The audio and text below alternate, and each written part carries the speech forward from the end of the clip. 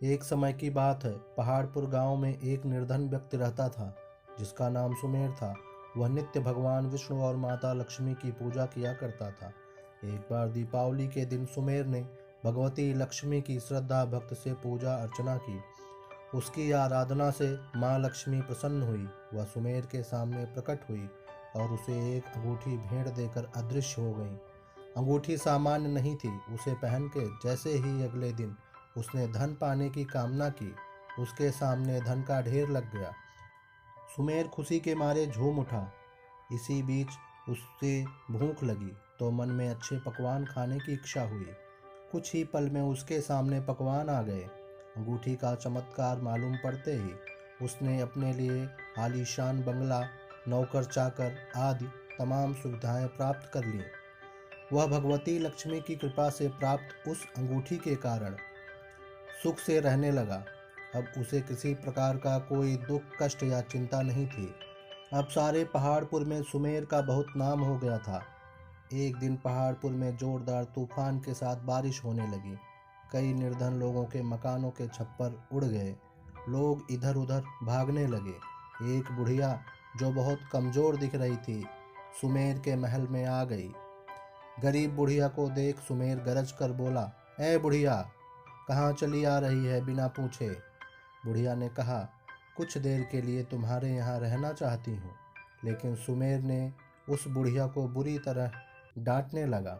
उस बुढ़िया ने कहा, मेरा कोई आसरा नहीं है, इतनी तेज बारिश में कहाँ जाऊँ। थोड़ी देर की ही तो बात है। लेकिन उसकी किसी भी बात का असर सुमेर पर नहीं पड़ा और अपने सेवकों को बुलाकर बुढ़िया को द्वार से बाहर करवा दिया। जैसे ही सेवकों ने उस बुढ़िया को द्वार से बाहर किया, वैसे ही जोरदार बादल गरजा, बिजली कड़की। देखते ही देखते सुमेर का मकान जलकर खाक हो गया। उसके हाथों की अंगूठी भी गायब हो गई। सारा वैभव पल भर में राख के ढेर में बदल गया। उसने आँख खोलकर जब देखा तो सामने माँ लक्ष्मी जी खड़ी थी। जो बुढ़िया कुछ देर पहले उसके सामने दीन होकर गिड़गिड़ा रही थी, वही अब लक्ष्मी जी के रूप में उसके सामने मंद मंद मुस्करा रही थी। वह समझ गया उसने बुढ़िया को नहीं, साक्षात माता लक्ष्मी जी को घर से निकाल दिया था। वह भगवती के चरणों में गिर पड़ा।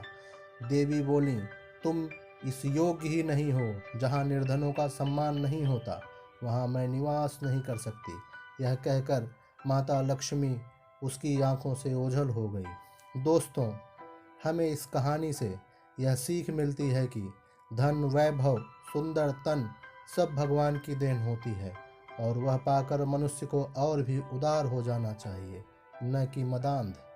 नहीं तो सुमेर की ही तरह एक पल में सब कुछ छिन भी सकता है। दोस्तों, यह कहानी आपको कैसी लगी कमेंट करके ज़रूर बताइएगा।